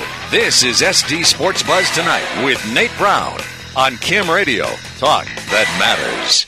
Listen to what Pro Auto Care customers have to say. I go to Tom because he's there for me. I have 7 vehicles on the road on a daily basis, and I know that if something goes on, he'll fix it. He'll fix it right the first time, and if we have an issue with a part, he'll stand behind it. I mean, if we had a part fail that he installed, he'd get the new part and he would install it again, and I'd only pay for it once. Everybody that I know that needs work on their car, I say this is the only place I would go. Pro Auto Care. Phone 342-0857, 1891 Rand Road, Rapid City. It's always something, that's for sure. Your homeowner's policy covers a lot, but it may not cover your most valuable possessions. My baseball card collection. Talk to us. We'll make sure your homeowner's policy covers the things you value most. Fisher Rounds and Associates Insurance. It's always something. It's always something. Fisher Rounds and Associates, Rapid City. Phone 737-7865. With winter finally here, wouldn't it be nice to have the assurance of an all-wheel drive car? But what about gas prices? Subaru has you covered. Get the road-gripping traction of symmetrical all-wheel drive with up to 36 miles per gallon in the Impreza. If you need more room and more ground clearance, check out the Outback with 8.7 inches of clearance, cargo capacity to rival many SUVs, and 30 miles per gallon highway. Why compromise? See the most fuel-efficient lineup of cars in America at Courtesy Subaru at the corner of Omaha and La Crosse Streets or at courtesysubaru.com. When your machine work project demands the very best in professionalism, your best choice? Pro Machine, specializing in automotive, industrial, agricultural, and all other types of machine work. Everything from the smallest projects right on up to those major rebuilds, done in a timely manner and finished to your expectations, too. At Pro Machine, Larry and Bob will also help and advise you with their expertise and free consultation. For quality machine service by quality technicians, you can count on Pro Machine, 1305 East Fairmont, Rapid City, 348-4819.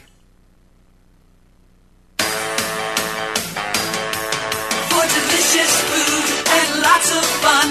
Quench more than your thirst at Thirsties. Anytime's a good time for a great time at Thirsties. Come on down to Thirsties on Wednesday night and test your knowledge with Battle of the Brains trivia and enjoy a delicious meal off that world-famous Thirsties menu. Thirsties, 819 Main, downtown. Come on in and quench more than your thirst at Thirsties. Sure tastes good. Every week, you hear something in the news about low interest rates, and some of the talk can be downright confusing or even misleading. How do you separate the hype from the truth? Call Premier Home Mortgage. They can help you refinance your home or help you with that credit card debt. And they'll break it down for you in terms we can all understand and not mumbo jumbo. Give Premier Home Mortgage a call right now at 716-7373 or go online to premierhomemortgage.com. Premier Home Mortgage. Fast, simple, and smart. At Mel's Auto Body, we are committed to providing complete customer satisfaction through our repairs, competitive prices, and old-fashioned personalized service. This is Kevin Rohrbach. For 25 years, our family has been dedicated to returning your vehicle to its like-new condition. We use state-of-the-art equipment, highly trained techs, and work with all insurance companies to get the job done right, 100% guaranteed. Remember, you have the right to choose your body shop. We hope you choose Mel's Auto Body, located under the Big Red M on South Valley Drive in Rapid City. Check us out online at melsautobody.com. 10 a.m. this Saturday, January 26th, and next Saturday, February 2nd, it's the 4th annual stock show auction conducted by McPherson Auction Company. This Saturday sale held at the Rushmore Plaza Holiday Inn Grand Ballroom, featuring a lifetime gun collection of nearly 140 guns, a mix of rifles, handguns, and shotguns, ammunition of all types, gun repairs, accessories, and supplies, hunting gear, gun cases and cabinets, and much more. Next Saturday sale, February 2nd, will be held at the Creative Arts Building on the Central States Fairgrounds. Remember, this Saturday sale held at the Rushmore Plaza Holiday Inn Grand Ballroom, the 4th annual stock show auctions conducted by McPherson Auction Company. Getting you inside South Dakota sports. This is SD Sports Buzz Tonight with Nate Brown on Kim Radio. Talk that matters. When it comes to shopping for a used vehicle, you can find good, you can find reliable, and you can find affordable. But it isn't too often that you find all three in one vehicle, except when you shop at Pro Auto Care. At Pro Auto Care, all vehicles are inspected and serviced on-site by ASE certified auto technicians, so you know your vehicle will be reliable. And they're affordable, too, many priced under $4,000. Check them out at Pro Auto Care, 1891 Rand Road, Rapid City, 342-0857.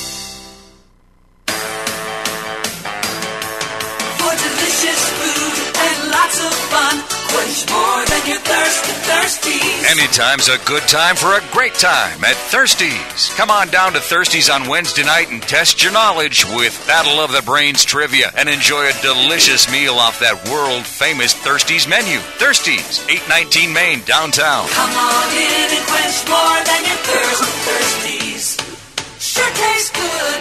Back into South Dakota Sports Talk Show, SD Sports Buzz tonight, live on SDSportsBuzz.com, South Dakota's #1 sports website, live in HD. You can watch the show there, and of course, here on 106.7 FM, 1150 AM. We welcome you in on Kim Talk Radio, Rapid City's talk station. Straight ahead, Stu Whitney, Argus Leader, sports editor tonight. I just tried calling Stu, though. I just tried calling him. He didn't take my call. Now, I'm going to start a little conspiracy here, okay? I'm going to start a little trash talk, if you want to call it that. We've never had Stu Whitney on the program. Great writer, by the way. I want to give him credit. Great writer, great inside scoop guy in South Dakota sports. I follow him on Twitter at Stu Whitney. I think he does a nice job. But I will say this, we haven't had him on the show. I've talked to him numerous times at all these state tournaments that we've went to and everything in between. And I've even went on his show, okay? I've went on his show. He does a little sports show out in Sioux Falls. But he hasn't been able to come on my show because it's a busy time, okay, at night, so I get the newspaper scenario. He's trying to get the deadline and trying to make sure everything's under control. So I give him a little bit of a break.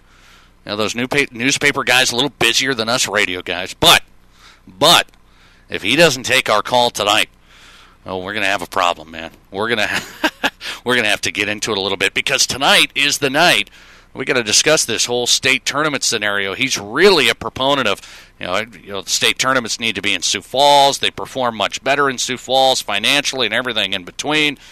So I've obviously got a different thought, so we wanted to shoot it around. Stu Whitney, he confirmed earlier today he was coming on. We'll see if that's able to happen. Stu Whitney, straight ahead, Argus Leader, sports editor. But first, great Hall of Fame spotlight tonight. The Rapid City Hall of Fame spotlight brought to you by the Rapid City sports officials. They're celebrating 41 years now of doing so much for the Rapid City sports community. The Rapid City Sports Hall of Fame brought to you by the officials here in Rapid City, and the Hall of Fame featuring a 2008 inductee into the Rapid City Hall of Fame, one of the best track and field athletes. I feel, one of the best in the history of South Dakota, and arguably the best ever to come out of Rapid City. Scott Benson joining us on the Mel's Auto Body Sports Line. Scott, it's good to talk to you. How are you? I'm doing great, Nate. Thanks for having me. You bet. We're doing this feature over the next couple of months, and there's a lot of great athletes that have come out of Rapid City. So for one, I ask you right there, when you go back to 2008 and you got the call and you got to go through the induction ceremony and everything like that, when you're put in the Hall of Fame, I guess, what did that do for you? Put that into perspective. Obviously, you had a great career here in Rapid City. Yeah, it was obviously very humbling to, when I got the letter, and, immediately when I opened that letter, it brought tears to my eyes because it just brings back a lot of emotions that are tied to a lot of great experiences, and, it got me thinking about, kind of my path that I went down, and all the people that I met and all the places that I got to visit, and just a great part of my life, and I was very fortunate to experience that. I want to talk to you about, obviously we're going to go back even, why your career was Hall of Fame worthy. You got inducted by the officials into the Rapid City Hall of Fame in 2008, but you go all the way back to your history and why you got into track and field. Can you put that into somebody's mind? People that have followed your career, there's a lot of folks that watched you and watched you as you moved on to Iowa State. You were an All-American. Put it into perspective why you even got into track and field. Obviously, it's a passion of yours, and it still is. Yeah, and to be honest with you, back then, track and field is a sport that a lot of kids participate in, and I probably went out originally just because everybody else did. I didn't go out for track until my sophomore year in high school, and had some average success there. I think I placed third place my sophomore year at state with a jump of 6.2. So, you know, it was okay, but it wasn't anything that was off the charts. So at the beginning of it, or the onset of my track career, I didn't really know that it was going to be something that was going to turn out the way that it did. My interests and my love for sports were probably baseball, number one, and I really liked basketball as well. Problem is, I just wasn't very good at it. My focus turned to track when I did have some success, and then I moved into my junior year and broke the state record and so on. And so I was one of those kids that did kind of focus on one sport. Hall of Fame Spotlight brought to you by the Rapid City Sports Officials, featuring 2008 inductee Scott Benson, one of the best track and field athletes of all time here in South Dakota. He joins us on the Mills Auto Body Sports Line here on SD Sports Buzz tonight with Nate Brown. I do want to ask you this question. When did you realize, Scott, you said, I was kind of average as a sophomore, got third at state.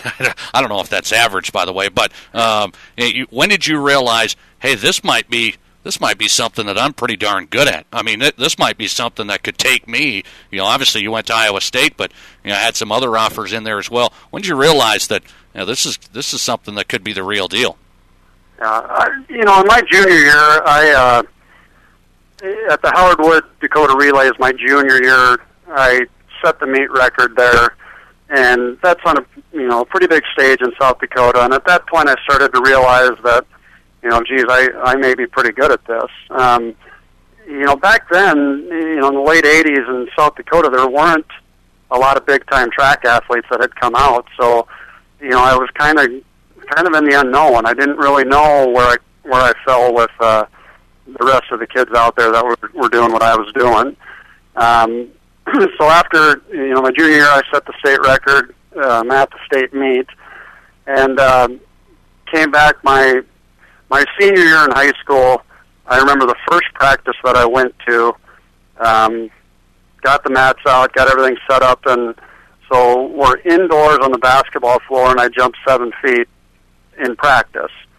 And at that point, I knew, okay, this is the real deal. I've got some opportunities here, and went on to have a great senior year in high school. Obviously, you still have the high jump record. You still have the high jump record in South Dakota, the high school record, and that trumps the South Dakota college record as well. Is it? Do I have this right? Has it been standing for 24 years? Is that about right? This will be the 25th year. Okay. And it is the last time I looked, it's the only high school record that surpasses the college record in South Dakota. And when you look at it, and you look at the athletes today, and we'll get into some other stuff. We're talking to Scott Benson in the Hall of Fame Spotlight, brought to you by the Rapid City Sports Officials, celebrating 41 years of doing great things in the Rapid City sports community here on SD Sports Buzz tonight. When you look at athletes today, and this is kind of tough because you're obviously wanting athletes to succeed. We'll talk about things that you're doing for athletes right now, but when you look at that mark, is there somebody, or is there a possibility that it's going to go down? Eventually, all records go down, Scott. But what's your thoughts on it? Well, yeah, obviously there's great athletes in South Dakota. You're going to have to find that right mix of a kid that's very athletic, that's willing to put in the time to understand the event. Number one. It's going to be hard for somebody to go out there and do it just based on athleticism. They're going to have to understand the technical side of it, in my opinion, to jump that high. There's a good kid out there right now for West Central. He is a junior, I believe, and he is already a 3-time state champion. Very, very athletic. So we'll see. At the state meet last year, I went up to the kid and I said, you know what, I want you to break that record. So it's not something that I'm holding on to. To be honest with you, when people see that I've held the record for 25 years. You can see the wheels start turning, and all the people I have fooled how old I am start to figure it out. Yeah, that's what I'm saying. That's how I've been too. You know, I said I won the Broadcaster of the Year award. You know, and I thought it was like a couple of years ago, and it turns out it was about 7 years ago. So yeah, that's one of the things. You put that into perspective. Scott Benson joining us on the Mel's Auto Body Sports Line Hall of Fame Spotlight tonight, brought to you by the Rapid City Sports Officials. He was inducted in the Rapid City Hall of Fame by the officials in 2008. Still holds the South Dakota high school record and college record, for that matter. Went on to Iowa State. It was an All-American Conference champion at Iowa State. Here's one thing, too. I want to get your thoughts on the scene right now in track and field. Okay, you're still very much have your hands into it and very much involved here in Rapid City, which are benefiting numerous athletes. But is track and field in trouble? Because you said it, you got to put time in. It's not the most fun activity, okay? It's not the most fun. Let's just put it plain and simple. You got to work. You got to put time in. It's one of those things takes a lot of commitment. Is track and field in trouble? Because we hear about it a lot. High school baseball, people play baseball. Not as many kids are going out for track and field. What's your thoughts on that? Well, probably the best way that I've ever heard it put is my college coach, and this was actually a couple of years, told me track and field will never be popular in the United States unless they serve alcohol at the event and let you bet on it. That's about right, huh? Well, and you kind of hit it on the head. It's a lot of hard work, and in a lot of cases, you're going out there, and all that work adds up to an 11-second race, and so you have to put a lot of time in. And I mean, kids like to play the games that they see on TV. It's they like the football and the basketball and the baseball because there's some gratification there. Where track and field, you have to do that sport because you truly love it. It's not, yes, they have an upper end where people, compete on a world-class level and there's some financial gain out there, but it's not like it is in any other sport. So track and field is truly, it's for kids that have a passion for it. And I do. I think it's not just the high jump. I love every event. I mean, I love watching track meets. It's it's an athlete at their most basic mode, I guess, because you don't have teammates that you're depending on. It's you. There's no excuses. If you train, you work hard, and you go out and perform, it's all on you. And that's one of the things that I love about track and field. Obviously, you have to have some gifts. You have to have the talent as well. But no doubt about it, in my mind, as I've seen it, track and field, it's a hard thing to do. It's a lot of time, a lot of things you have to work on, and a lot of discipline there. I don't know if a lot of people quite even have the whole perspective of what it takes. All the more credit to your accomplishments throughout your career. Scott Benson, Rapid City Hall of Famer from 2008, joining us in the Hall of Fame Spotlight, brought to you by the Rapid City Sports Officials. Couple more for you, and then I'll let you run. He's on the Mel's Auto Body Sports Line. You went to Iowa State, had a great run there, obviously, as well, at the highest level of college competition. Did you ever think there might be even more? Give people, kind of a history of, where you went from there. Did you ever think you wanted to do more and continue to, pursue bigger dreams even after Iowa State? Well, sure. I mean, that was my intention, even going to college, is that I was training for the Olympics. That was where I wanted to go with this, and I felt that I had the ability to go to that level, and my college coaches did as well. One thing that I had to change coming out of high school was, they had to, and really what happened when I got to college is they gave me an option. They said, we feel you can continue doing things the way that you're doing, and you can become, probably a 7'3", 7'4" jumper, or we can roll the dice, basically, and, we need to change a lot of things with your technique, because the way that you jump right now, you're not going to jump 7'7", 7'8", but we feel you have the ability to do it, so which direction do you want to go? And, I'm kind of a risk taker, so I went that direction, and it was tough. It took me a couple of years to even get back to where I was in high school, And, I got to the point where when I ran out of eligibility, I was just kind of getting going with things. So I competed, one outdoor season after college, and, it becomes it becomes a business at that point. You have to, try to hook up sponsors, and, you're paying your own way to get to meets, and it just, it was kind of overwhelming at that time, and it's, it's one of those things I look back where I wish I would have stuck with it and kept going, and a lot of guys, they go into their late 20s, early 30s, and are still competing at that world-class level. So, yeah, my ambitions were, they were a lot more lofty than they ended up, and that's the way that it goes in sports, and, no regrets. Obviously, you're still, speaking of a business, you're still doing some great things, and not only for Rapid City athletes, I know you've got athletes from around the state now using your services and your insight and expertise.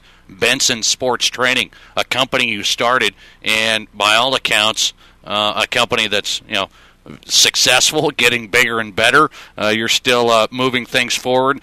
Talk about that. I guess that's the most recent chapter in this whole story. You were inducted into the Hall of Fame in 2008 here in Rapid City. You've become a great member of the community in all aspects, and now Benson Sports Training, you're doing that full-time, and how is that going, and what does that provide for you? Yeah, well, that was kind of I guess a product of my induction into the Hall of Fame, because that kind of brought a lot of things back to the surface about how much I loved sports and being around athletes and the whole training aspect of people trying to attain a goal. So, I kind of started doing that on the side right around that 2008 time frame, and in 2011 decided to make a go of it full-time. And now, I've been doing it full time for a couple of years, and I have a hard time calling it work. It's it's something I love to do. I love being at the gym, getting to know the kids, and yes, it's about developing athletes and helping them get to whatever their next level may be. Some it may be to go on to college. Some it may be, making the varsity team. It might be a 12-year-old that just wants to learn how to move correctly. So it's working with all aspects of athletes. I've got kids, from football, soccer, baseball. I've got figure skaters, wrestlers, every sport there is out there. And what I really enjoy is getting to learn all the different sports. And there's so many different little things with each of them. And that's been very rewarding for me. Even when I was in the business world, the thing I loved the most was whether it was hiring a new person, coming in and training them, and seeing them be successful. Well, this is something that I truly have a passion for when it's tied to an athlete. So it's even more rewarding doing that. And, the business has gone very well. I train, right now I've probably got 100 to 125 kids that are coming in, anywhere from 3 to 5 times a week, and it's gone very well. And the kids that are working with me have had a lot of success. I think we went through and looked at it, and I think I've trained, I think it was 34 all-state athletes, over 100 all-conference athletes. I've trained the 2011 Mr. Basketball, 2012 Mr. Basketball, the CHL Defensive Player of the Year. I believe I've got 14 individual state champions. So, what I do works, but it takes that kid that wants to come in and commit to it and work hard. I want to let you run with this, but first I got a quick one here. I got a 3-year-old daughter. Do you start training them that early or what? Come on. Yeah, come on she now. Can come in and race my 4-year-old daughter. I'm telling you, man, I have a feeling my 3-year-old daughter might be able to beat your 4-year-old daughter. I got more athletic genes than you do, so you better get ready. I think she'll start from behind, actually. Here's the thing. You said it. You said you focused on one sport. You decided to do that, put in the work, focus on one sport. That's what you had to do. There's been a lot of talk, Scott. I talked to a lot of coaches, different sports, talked to parents, athletes that I've had on the show. What is the right thing? Because I've heard it from different sides now, and some people say, multi-sport athletes have great success. And, they play multi-sports and a lot of sports in high school. Then they may go on and be a college basketball player or a college football player. When you look at it from your perspective, does it take an athlete to focus solely on one sport to be that college player, or we've seen it happen a lot? There's multi-sport athletes in high school that have great careers in college and go on to be a pro, just like a guy like Troy Polamalu. So what is the right answer? I think the right answer is it's specific to each individual. They have to figure out what's best for them. I think I was a unique case. I was a late bloomer where I didn't become very athletic until later in my high school career, and then more so in my college career. If I would have been more athletic early on, I would have been playing those sports. So for me, things just kind of fell into place the way that they did. I don't necessarily recommend that that's how kids should approach it. The one way to look at it is you cannot substitute for live activity. So playing games, doesn't matter what sport it is. If you've got a kid who's just playing one sport and they're training the rest of the year, that's great, but it's very hard to train at a game level intensity. I mean, we get pretty close with the stuff that we do, but not to where you're going out there and you're nervous and the adrenaline's going. So even if you're a great basketball player and that's what you want to do in college, playing baseball in the summertime, you've still got to be in those live situations where, you're growing as an athlete. And I just think the experience that you gain from playing a lot of different sports, it's pretty valuable to the development of an athlete overall. Good stuff tonight with Scott Benson, 2008 Rapid City Hall of Fame inductee by the Rapid City sports officials in our Hall of Fame spotlight on SD Sports Buzz tonight. Scott, it's good to visit with you and talk about your career and the things you're doing now. I know we'll talk down the road as well. Appreciate you taking time. Thanks. Yeah, thanks for having me. You bet. Scott Benson, great athlete, great Rapid City athlete, one of the best ever in South Dakota history. And maybe, obviously the best high jumper ever in South Dakota history, if you want to break it down that far. And still has the high school record, 25 years now, and that beats the college record as well in this state. And unbelievable accomplishments. Went on to Iowa State. One of the best ones here, no doubt about it. And the Rapid City Hall of Fame Spotlight brought to you by the Rapid City sports officials, celebrating 41 years in Rapid City and the great things the officials continue to do for local athletics.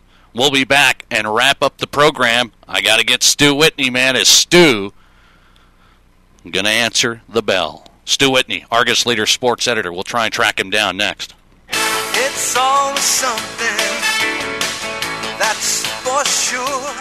Your homeowner's policy covers a lot, but it may not cover your most valuable possessions. My baseball card collection. Talk to us. We'll make sure your homeowner's policy covers the things you value most. Fisher Rounds & Associates Insurance. It's always something. It's always something. Fisher Rounds & Associates, Rapid City. Phone 737-7865. Every week, you hear something in the news about low interest rates, and some of the talk can be downright confusing or even misleading. How do you separate the hype from the truth? Call Premier Home Mortgage. They can help you refinance your home or help you with that credit card debt. And they'll break it down for you in terms we can all understand and not mumbo jumbo. Give Premier Home Mortgage a call right now at 716-7373 or go online to premierhomemortgage.com. Premier Home Mortgage. Fast, simple, and smart. When your machine work project demands the very best in professionalism, your best choice? Pro Machine, specializing in automotive, industrial, agricultural, and all other types of machine work. Everything from the smallest projects right on up to those major rebuilds, done in a timely manner and finished to your expectations, too. At Pro Machine, Larry and Bob will also help and advise you with their expertise and free consultation. For quality machine service by quality technicians, you can count on Pro Machine, 1305 East Fairmont, Rapid City, 348-4819. This hour of SD Sports Buzz tonight brought to you by Courtesy Subaru. Winter's finally here, right? Wouldn't it be nice to have the assurance of an all-wheel drive car? What about the gas prices? They're still up there, and Subaru has you covered, though. Get the road gripping traction of symmetrical all-wheel drive with up to 36 miles per gallon in the Subaru Impreza. If you need more room, more ground clearance possibly, check out the Outback, 8.7 inches to be precise of clearance, cargo capacity to rival many big SUVs, and 30 miles per gallon still on the highway with the Outback. Why compromise gas and all-wheel drive? See the most fuel-efficient lineup of all-wheel drive cars at Courtesy Subaru, new location, corner of Omaha and La Crosse Streets, or at courtesysubaru.com. Joining me on the Mel's Auto Body Sports Line, Argus leader, sports editor, Stu Whitney on the program for the first time. Stu, I'll tell you what, I've talked to you numerous times on KWSN, and good to get you on the program for the first time. How are you? Yeah, we've had a little trouble getting our signals together, and I know that our schedules don't always mesh up, but I'm really happy to be on. I hope we can do it again. Yeah, I appreciate you coming on. Stu Whitney joining us on SD Sports Buzz tonight here with Nate Brown on Rapid City's talk station, Kim Talk Radio at 106.7 FM and 1150 AM and live in HD on SDSportsBuzz.com. Wanted to here's what I said, though, Stu. I said, you newspaper guys, you're busier than us radio guys. I mean, you're talking, it's 8:50 Central. This is crunch time, right, for the sports editor. You're trying to meet deadlines out there. Yeah, I'm giving you valuable time right now, Nate. Okay, all right. Actually, Wednesday nights are a little slower than others, so we're probably all right. But yeah, this is traditionally crunch time for the newspaper business. Hey, we'll make it count, though, and we'll start right off the bat here. I follow you on Twitter, and I've talked about it a little bit here. You've sent out a lot of tweets recently talking about House Bill 1088. Went through the legislature today, didn't make it very far, got killed right away in the Education Committee. The bill basically sponsored by 7 sponsors, one of which here in Rapid City and around the state, of wanting to keep the state tournaments, I'm paraphrasing here, but wanting to keep the state tournaments rotated, rotated between Rapid City, Sioux Falls, Huron, Spearfish, wherever these tournaments have been, Aberdeen, Brookings, and everywhere in between. It got killed right away. Obviously, there was trying to take the proposal from the Activities Association with this test of the combined state tournament in Sioux Falls in 2016, the combined tournament in Rapid City in 2017. They wanted to make sure that everybody's still going to get those tournaments. And it seems as though you're a proponent of the new event center in Sioux Falls is the place, should be the place for all state tournaments. So I guess I got to let you say that out here, West River as well. Is that your thought? I don't want to put words in your mouth. I think it definitely needs to be explored seriously, and that would be my preference if I was making the call. I realize that I'm not, but I think when you have the state's largest city and you've got a brand new event center going up that is going to increase opportunities for seating, it's going to increase fan experience, I think you'd be foolhardy not to take a serious look at that. And this bill would have basically prohibited even exploring that possibility, which I think is asinine, and which is probably why it got voted down without anyone really taking it seriously. I mean, it got out of committee without getting one vote. So to me, that was kind of a waste of time to go through that, but it does reflect some of the sentiments around the state that you and I both know, that people fear that Wayne Carney, by making that proposal and by things that certain people in Sioux Falls, including myself, have said, that we're trying to sort of steal the thunder of the state tournament experience from other markets. Keep in mind, basketball is one sport. I think also people should keep in mind that it's not feasible at this juncture to have them all in Sioux Falls because the weekends don't match up. We've got the Summit League tournament here taking up a valuable weekend that is not going anywhere. And so it'd basically be impossible to have to do it at this time. I mean, Wayne Carney sort of realized that when he was drawing it up. And so the most they would probably be able to have would be the A and the double A at the same time if they were to go that route. And then the B would probably have to stay in Aberdeen either way. So what they did was end up with kind of having a compromise, because I think there was such an uproar in Pierre when Wayne Carney first suggested it. And the compromise is, hey, let's see what it looks like to have this combined double A, boy and girl, as you mentioned, in 2016, then having it rapid. And the following year, maybe compare some revenue there and see which one works out best, and see if the world stops spinning when we have them all in one city. I think there's a convenience factor too. One of the problems people have is when you've got, let's say you're kid goes to Washington High School and they qualify for the boys and the girls, or you're a fan of Washington High School, you're looking at traveling 2 straight weekends, basically, to different ends of the state, potentially. And I think it's a situation where people would like to be able to cheer on their team, maybe under one roof. And I think that's kind of where they're leaning with this 2016-17 experiment to see how that works out. Give me a perspective here. Stu Whitney joins us, Argus Leader sports editor. Appreciate his time on the Mel's Auto Body Sports Line here with Nate Brown, SD Sports Buzz tonight, South Dakota Sports Talk Show. I want to get your perspective because I like the idea as they proposed it of combining these tournaments. I think it's a great experience for the fans. I think that's good for the schools. I think that's going to be good for the players because you're going to see more people, I think, watch the combined state tournaments. You're going to have girls, boys in one location. I like that. Obviously, I'm not going to fall in line on the everything in Sioux Falls or even AA every year in Sioux Falls, whatever may transpire. Not going to fall in line yet on it. I don't mind seeing how things play out, but here's where I want to get your thoughts. The Sioux Falls AA tournaments perform financially so much better. The numbers are clear. No doubt about that. When a AA's in Sioux Falls, it performs better than when it's out in Rapid City. I look at it and I go, why is that? Because I look at the A tournaments and there's no discrepancy. The A tournament in Rapid City is just as successful as the A tournament in Sioux Falls. I don't know what's going on there. Why aren't the AA fans from Sioux Falls coming out to Rapid City when it's out here? Well, I don't know if there's no discrepancy in A. I think when you look at last year... Not nearly as big, though, right? Not nearly as big. The boys was in A. The A was in boys last year in Sioux Falls and was about $142,000, expenses of $79,000. And Rapid City was about $138,000. So yeah, they're pretty close. But I think with the AA, you're looking at an I-29 corridor situation where a lot of the teams are from this area. You're getting less people that have to travel long distances to come here. I mean, you might have one Rapid City team or one West River team in the state tournament this year for AA boys. So I think when you've got more teams qualifying from one area of state, you're going to probably have better representation just from some obvious travel factors.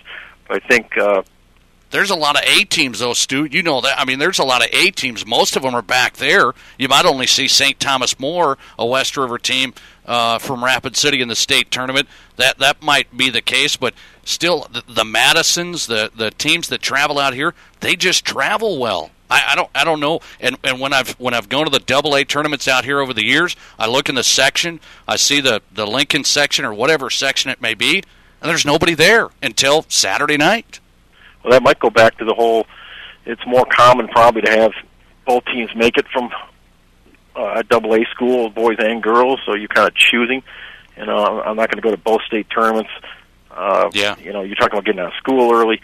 So I think a lot of times they choose, hey, if the Lincoln boys make it, I'm going to the boys tournament, or if they both make it, I'm going to the one in Sioux Falls because it's a lot easier. And I think that's another thing that the board is trying to get at with this combined tournament. It makes it easier on administrators, it makes it easier on parents, it makes it easier on kids, it makes it easier on teams.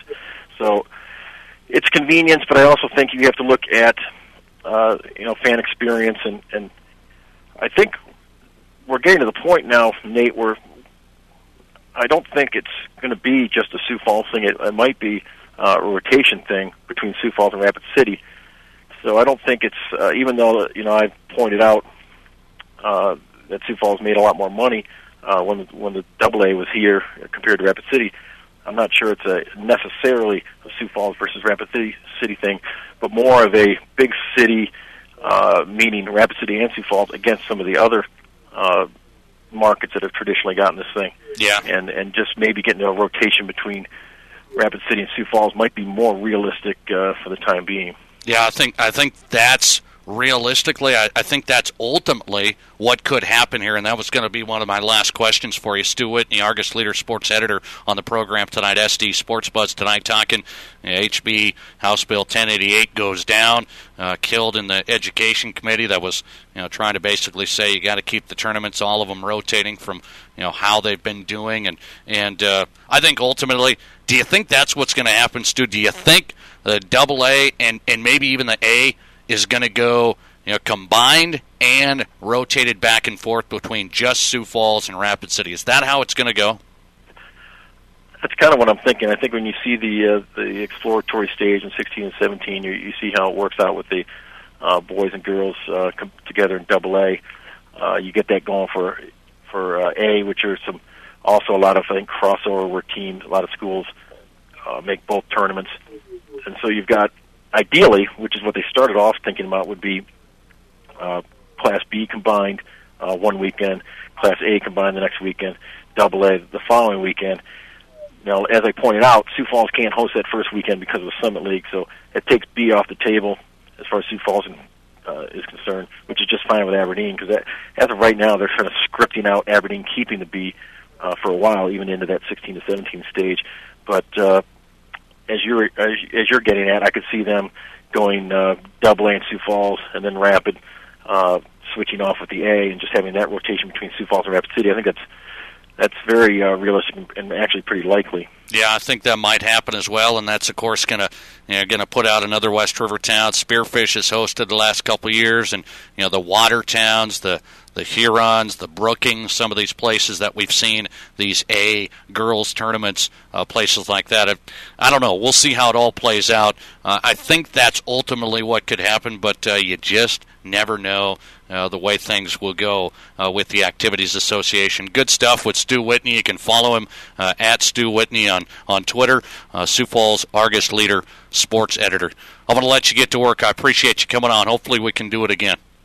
All right, Nate, I appreciate it. Have a good night. Thanks. Stu Whitney of the Sioux Falls Argus Leader, sports editor, on the program tonight on SD Sports Buzz tonight, courtesy of the Mel's Auto Body Sports Line. Running up against the hard break, wrapping up Wednesday night tonight. What a week. It was a busy show. Go to sdsportsbuzz.com for all podcasts of all guests tonight. Appreciate everybody taking the time. Thanks to you for locking it in on SD Sports Buzz tonight with Nate Brown. Back next Wednesday, better than ever, 6 to 8 p.m. Mountain Time on 106.7 FM, 1150 a.m., Kim Talk Radio, and live on sdsportsbuzz.com. You've been listening to SD Sports Buzz tonight.